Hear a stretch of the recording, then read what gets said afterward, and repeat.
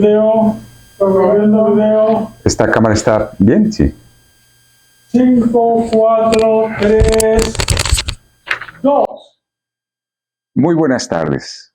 El día de hoy hemos tenido una grata conversación con un grupo de estudiantes de la Facultad de Arquitectura de la Universidad Autónoma del Estado de Morelos, aquí en el auditorio César Carrizales Retamosa. Espérate, Pati, se te atravesó. Cuando bajaste, ¿te viste? Ok. Corriendo video. 5, 4, 3, 2. Muy buenas tardes. El día de hoy tuvimos la grata charla con el maestro Jorge Tamés Ibata, con un grupo de estudiantes de la Facultad de Arquitectura, aquí en el interior del auditorio César Carrizales Retamosa, de la Universidad Autónoma del Estado de Morelos. Jorge, bienvenido a Perspectiva. Muchas gracias, Miguel Ángel. Gracias por la invitación, ¿eh? ¿Cómo te sientes? Muy contento de estar aquí en La Guaira. ¿Qué tal la respuesta de los jóvenes? Buenísima, buenísima. Esto me llena, me satisface mucho encontrarlos con mucho entusiasmo. Es una edad, yo creo, y una carrera que implica eso, que implica tener este entusiasmo por su carrera. Claro. Oye, en esta introducción y presentación que tuviste con los jóvenes, nos platicaste la importancia desde tus orígenes. Tú naces en Tijuana. Tijuana, Baja California, igual que mis hermanos, soy el mayor de 4 hermanos. Mi papá siempre nos quiso tener muy unidos, nos tomaba fotos a los 4 y a los 6 años que yo entré al kinder, a los 5 entré al kinder y a los 6 me llevó a la primaria papá y me dijo, vas a entrar aquí, pero te regresas al kinder a esperar a tu hermano Fernando. Nos llevamos un año los 4 y cumplí 7 y Fernando 6. Nos enseñó otra vez la primaria en papá y nos dijo, ahora se regresan y esperan a su hermano Hugo. Cumplió Hugo 6, Fernando 7 y yo 8, y nos regresó un papá para esperar a Pati, mi hermano, que cumplió 6, Hugo 7, Fernando 8 y yo 9. Entré a la primaria y cuando entramos a la primaria, enfrente de la Francisco y Madero, allá en Tijuana, en la colonia Cacho, nos dijo un papá, mira, Jorgito, tú vas a ser arquitecto, te voy a enseñar a dibujar. Fernando, tú vas a ser pintor, te voy a enseñar a dibujar caballos, que son orgánicos, que no dibujaba bien papá, pero así nos puso la carrera. A Hugo le dijo, tú vas a ser director de orquesta sinfónica y te voy a enseñar la vuelta de do en la guitarra, para que a la larga seas músico. Y tú, Pati, bueno, pues como no hay carrera para las mujeres, tú te vas a casar y tú tomas la cámara y nos tomas foto a nosotros. Y dicho y hecho, a la larga nos mantuvimos juntos los hermanos. No sé cómo lo hizo mi papá para darnos esa carrera. A cada uno. A cada uno. Él siendo locutor en la Plaza Monumental de Tijuana, transmitía toros por radio, pero no sé de dónde sacó las carreras. Pero siempre nos obligó a dibujar o a tocar guitarra o a tomar las fotos. Y a la larga yo fui arquitecto, Fernando es pintor, Hugo es músico y Patricia, mi hermana, es fotógrafa profesional. Finalmente. Se logró el objetivo. Sí, sí. Y nos preguntamos a la larga, mis hermanos y yo le pregunté a mi papá antes de morir, como 2 semanas antes de que muriera, me lo llevé a la casa, estaba grave, y le pregunté, ¿cómo le hiciste, jefe? Porque yo a mis hijos, a los 3 les dije, los 3 van a ser arquitectos, y así llueve o truene, los 3. Y no me salió, ninguno es arquitecto, ni ninguno dibuja. Y le dije a mi papá, pues, ¿cómo le hiciste, jefe? Y dice, ay, mijo, no me acuerdo, ¿pero qué? ¿No te gusta tu carrera? No, sí me gusta, pero ¿cómo le hiciste? Pues, no sé, mijo. Se murió. Nunca supimos. Caray. Sí. Hombre, oye, y el apellido no es un apellido común, no lo había yo escuchado. Tamés Ibata. Tamés. Tamés es un apellido de mi bisabuelo, creo que era asturiano. Y mi papá decía, muy echado para adelante. Era de Guadalajara, papá, y igual mi mamá, de Jalisco, pues. Pero decía que nosotros dijéramos que éramos españoles, son de Podellanes, son asturianos.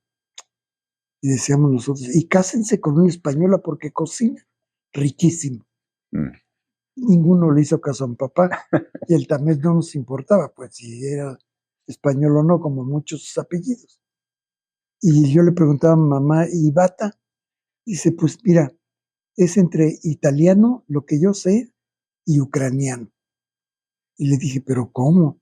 Y ese Bata que existe en Canadá que vende zapatos, ese es de la familia Bata que vino por Canadá, bajaron a Jalisco y ahí tu abuelo, el papá de mamá, tu abuelo era director de orquestas, de la Orquesta del Pueblo, que después acabó tocando en San Ángel.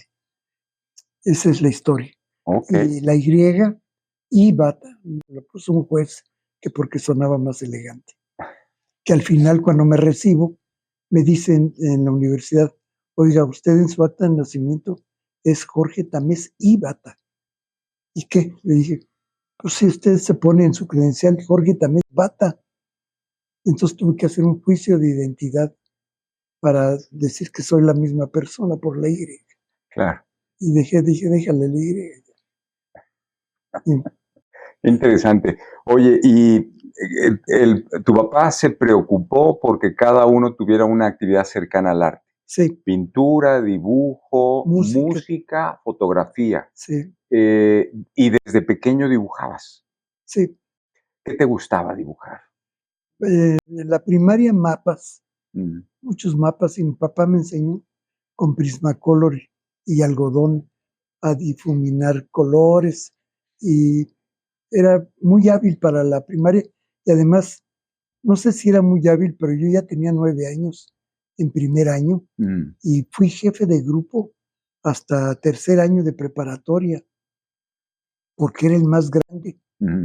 Nunca pensé hasta más adelante por qué yo dibujaba mejor que otros, porque mi papá decía que yo dibujaba muy bien, y la otra porque yo tenía 2 años más que cualquiera del grupo. del grupo, que mis hermanos y que todo el grupo. Claro. Entonces, inclusive en kinder gané una carrera a los 9 años, carrera que nos puso una maestra, correr en todo el patio y regresar. Yo quedé en primer lugar, pero ya pensándolo bien, ya de grande, pues si yo tenía 9 años y los escuincles tenían 6, 5. Sí. Total que mi ego se fue para arriba más adelante. Y en arquitectura hubo que calmarme ese ego de que yo era mejor, porque descubres que hay arquitectos y dibujantes mucho mejores que uno. Ahí aprendes, pues. Oye, qué importante esta parte que nos has mencionado sobre el ego, porque quizá dentro de las profesiones el que se siente todopoderoso es el arquitecto.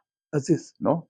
En el sentido de que tiene que organizar toda una estructura de una ciudad, desde una vivienda hasta un hospital, Sí. ¿no? Todo este asunto. ¿Cómo fue esa parte? ¿Cómo tú ya con cierto talento, ¿no? Con cierta experiencia Sí. con respecto al dibujo, que es una de las herramientas muy importantes que se requieren en la profesión del arquitecto, y te encuentras con otros compañeros que también están a ese nivel? Sí, a ese nivel. Yo tuve compañeros que no dibujaban muy bien o no tenían algo brillante que hacer en la arquitectura, pues, a la hora de la entrega de los proyectos. Desde el segundo semestre hasta adelante siempre me encontré con gente que no tenía como la creatividad o algo raro que a mí me pasaba, y yo con un croquis podía pasar con calificación muy buena, porque además explicaba el proyecto, y otro que hacía 20 planos también sacaba la misma calificación, pero me odiaba. ¿Cómo tú no te desvelas y nos ayudaste a otros a hacer el proyecto Además. y tú sacas 10? Pues tú también, sí, pero yo estoy toda la semana desvelándome. Le dije, pues no sé, pero de repente ese ego hay que irlo bajando. En las escuelas de arquitectura es muy típico que te enseñan a que seas el mejor arquitecto del mundo y que ese ego es el que manda. En realidad es un servicio social lo que hacemos. Somos intérpretes para otra gente de cómo hacer su casa. Claro. Oye, pensando en esta etapa en la que tú eras, en la mayoría de los casos del campo educativo, el mayor del salón de clases, ¿de pronto no te aburrías? De pronto decir, ay, como que esto ya lo sé, como que lo entiendo mejor. Sí, fue entrando a la facultad, cuando me libero de mis hermanos, por un lado, me harté de ser el mayor, el jefe de grupo, el que yo fui muy aplicado para poner el ejemplo a mis hermanos. De pronto es un poco pesado, ¿no? Pesado, que cuando entré a la facultad, cuando en orientación casi me reprueban y vi que mi promedio era más bajo y había reprobado las primeras materias en instalaciones, o no me acuerdo en qué, como que me liberé. Es decir, me sentí bien. Descansaste. Descanso. Voy a llevarla despacio. Esta carrera me gusta, pero la voy a llevar despacio. Me tardé 16 años entre extraordinarios, entre regresar, entre ir a trabajar con Zabludovsky o con Norten o con otros arquitectos importantes y regresar a la escuela. Por fin te recibes. Es de resistencia la carrera y te recibes porque ya es necesario quitarte ese peso. Pero yo ya daba, sin haberme recibido tarjetas de arquitecto, pues. Me brincaba todas las trancas y sí respondía como arquitecto. Claro. La cosa era librar lo académico, pues. Y lo libré. Esta parte académica. Esta formación en la cual tú pausas tu formación académica, te lleva a viajar por el mundo. Sí. En un barco en Veracruz, en una transportación marítima mexicana, me fui trabajando, no tenía dinero. Creo que con 30,000 pesos que había ahorrado, me fui con 2 amigos y llegando allá, pues 6 meses me entretuve. El dinero se acabó luego, pero trabajé en muchas cosas. Fue una experiencia difícil. Me encontré conmigo con muchos problemas de relación con la gente, de timidez, pero 6 meses que me sirvió mucho, mucho. Cuando regreso, es increíble. Toco en mi casa porque no tenía llaves. Venía ya de Veracruz en el mismo barco. 6 meses sin escribir a mi familia. Y toqué en la casa. Me abre mamá. Ay, mijo, ya llegaste. Pásale, ya era noche. Pásale y no hagas ruido porque puedes despertar a tu papá. Sí, ma. Me metí, me dormí. Nunca más me preguntaron del viaje. Mira. Hasta la fecha, nadie sabe de ese viaje. De ese viaje. Y estuve por toda Europa, por Asia, por África. Wow. No, hombre, una experiencia increíble que después retomé ya aquí en aprender todo esto. Claro. Me hizo más extrovertido. Me ayudó mucho ese viaje. Y regresaste y concluiste esos estudios. Lo concluí. Académicos. Oye, ¿qué experiencia? Evidentemente conocer África, Asia y Europa son grandes contrastes. Sí. ¿Tu libreta de dibujo te acompañaba? No. No en esa ocasión. No era sobrevivir. Ahí, ya sin dinero, pues trabajar en una mudanza o robar alguna fruta en un mercado. A ese nivel. A ese nivel, sí. Dormir en un metro, en el metro en Alemania o viajar escondido en un tren a Turquía o en una camioneta con gente muy extraña a Marruecos, a Casablanca. Experiencias de sobrevivir. De repente sí, pues estás en Atenas y tenías que ver la Acrópolis, no queda otra. O en París, lo que hay que ver en París. Pero no dibujar, fíjate. Intenté en un principio en Italia tratar de vender dibujos, dije, pues yo puedo, pero no me salían pues como para vender, ¿no? Nunca ni fui bueno ni dibujé bien. En aquel momento. Para vender. Claro, más bien. Más bien, la parte de la vendimia. De la vendimia es la que se me dificultó. Ok. ¿Te parece si hacemos una pausa y continuamos la charla? Con mucho gusto. Muchas gracias. Corte. Corte video, corriendo video. Déjame pensar.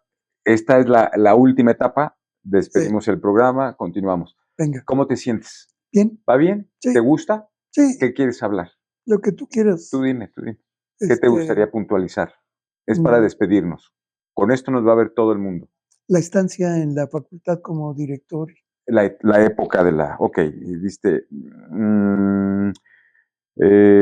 has dictado diversas conferencias de dibujo. Y has sido presidente de la Unión de Escuela y Facultades de Arquitectura de América Latina, así como presidente de la asociación, y has sido invitado a partir y eres miembro de la academia.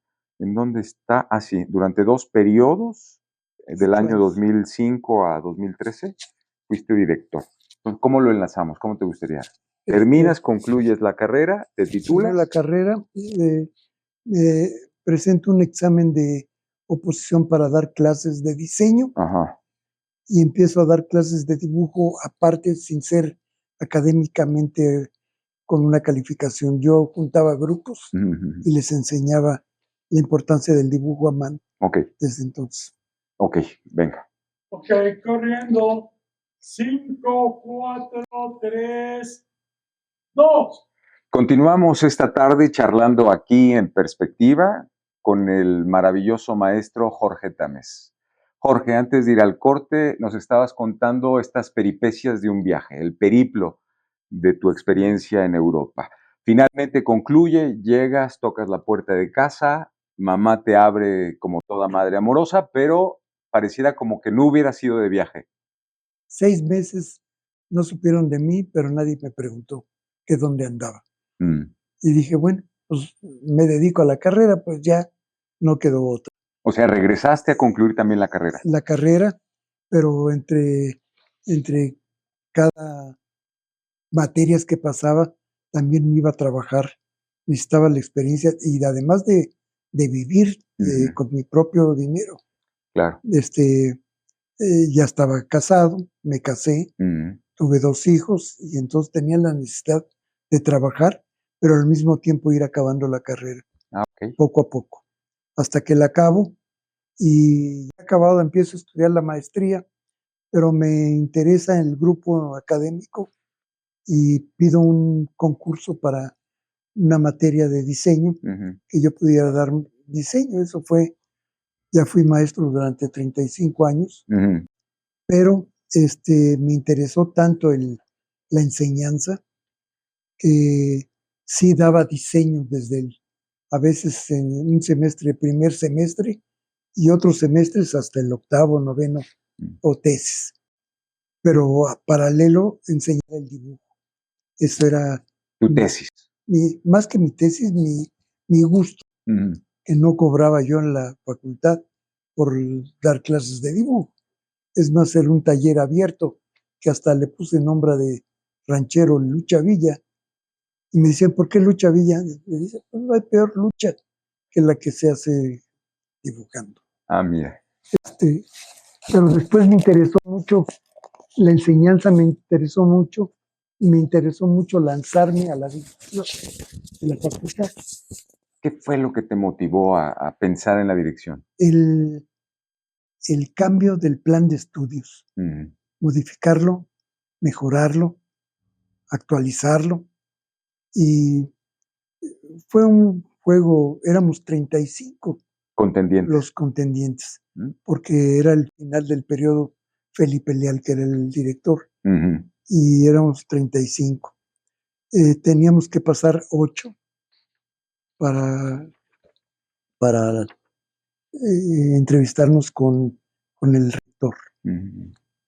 Total, quedo entre los 8, pero yo casi jugando a ser director, porque casi todos tenían doctorado y eran gente muy importante. Pero pues yo creo que la libertad con la que manejé el asunto, y más de juego, juego serio, pues. Claro. Pasé a los 8, me entrevistó De la Fuente y total me aconsejó qué hacer en que yo iba a pasar a la terna, él me dijo, pasé a la terna y me dijo nomás, ponte traje, peínate y no hagas bromas. Ok. No toques a los de la Junta de Gobierno, gente muy elevada, muy intelectuales muy importantes, y así fue. Y hasta que me nombraron director, que fue una experiencia también novedosa, porque lo académico que me interesaba resultó administrativo, legal, problemas, horarios, sueldos, mil cosas que lo académico estaba hecho a un lado. Además teníamos, la riqueza que teníamos en esa facultad era, todavía existe autogobierno y todavía existe dirección. Un gran reto. Un gran reto con el mismo plan de estudio, cómo respetas a unos y a otros. Claro.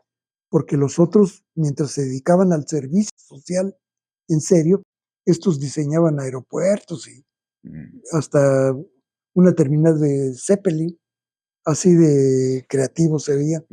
¿Cómo ligas esos dos en una dirección? Fue cosa difícil, pero si lo tomas no tan en serio, inclusive lo del sindicato también muy fuerte, no lo tomas tan en serio y los juntas, pues, vamos a resolver.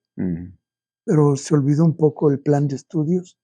Hasta la larga no se pudo cambiar el plan de estudios. Lo cambió el director que me siguió a mí. Dentro de esta trayectoria se reconoce tu trabajo, concluye tu primer periodo de director. Sí. Y eres reelegido. Sí. Por un segundo periodo. Sí. ¿Termina en qué año? ¿Inicias 2005? 2013 termina 13. El segundo periodo. El segundo periodo. 2013. Y esta cercanía en el plan académico te lleva con instituciones nacionales e internacionales. Así es, así es. En este liderazgo. Sobre todo con América del Sur y América Central, como presidente de la Unión de Escuelas de Arquitectura, que me hicieron presidente. Juntamos a todas las escuelas que se podía, de todos los países. Conocí todo Sudamérica y todo Centroamérica, tratando de juntar a todas las escuelas.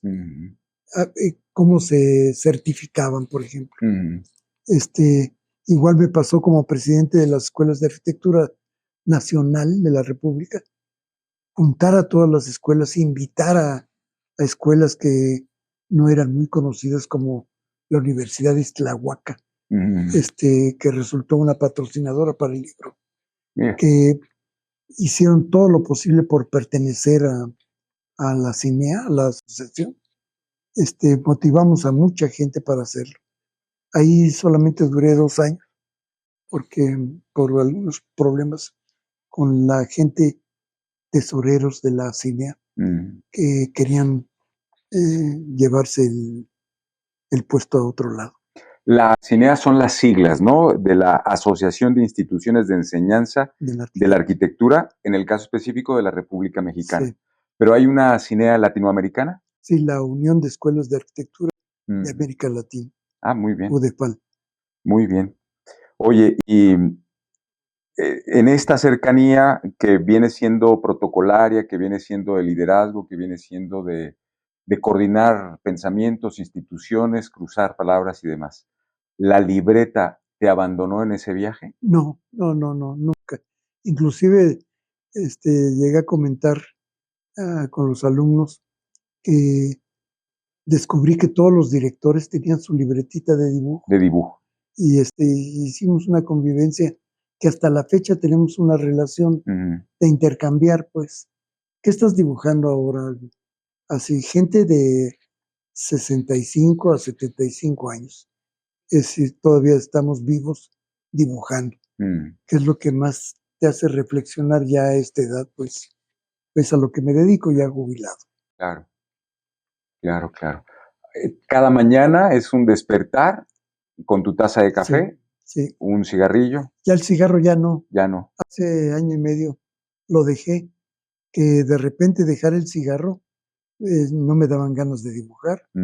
Ligas el cigarro, el café, y las 7 de la mañana para empezar el día. Contento. Sin cigarro, ni café tomaba té.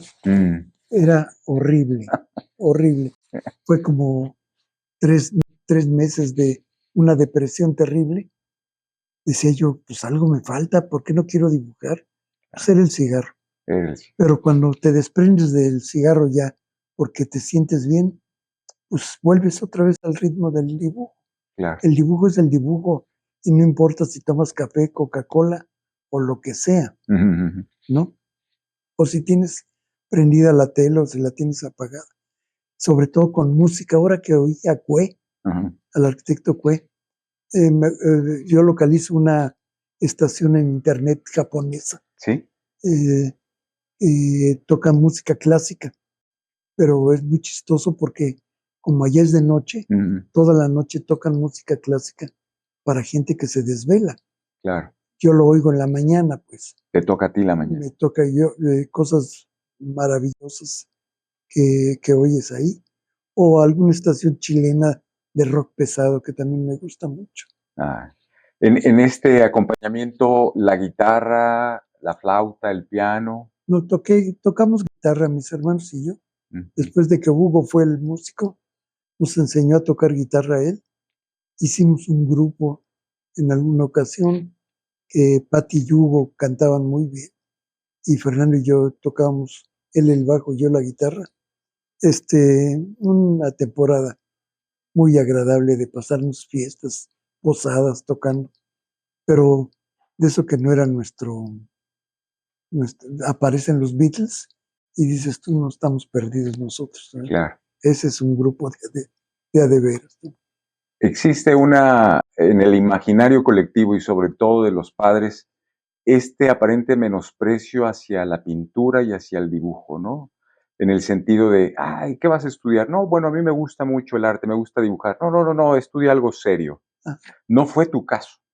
No. No, y además te das cuenta, se hizo una investigación en la UNAM, los psicólogos o psiquiatras de medicina hicieron una encuesta que por qué había tanta depresión y problemas de suicidio en algunas carreras. Nos juntaron a todos los directores de la UNAM y nos preguntó el psiquiatra, ¿cuál creen que es la ¿Terapia? La carrera que más provoca depresión y hay más suicidios en el primer semestre de cualquier carrera? Se investigaron todas las carreras. Y yo lo levanté la mano. Debe ser arquitectura o medicina.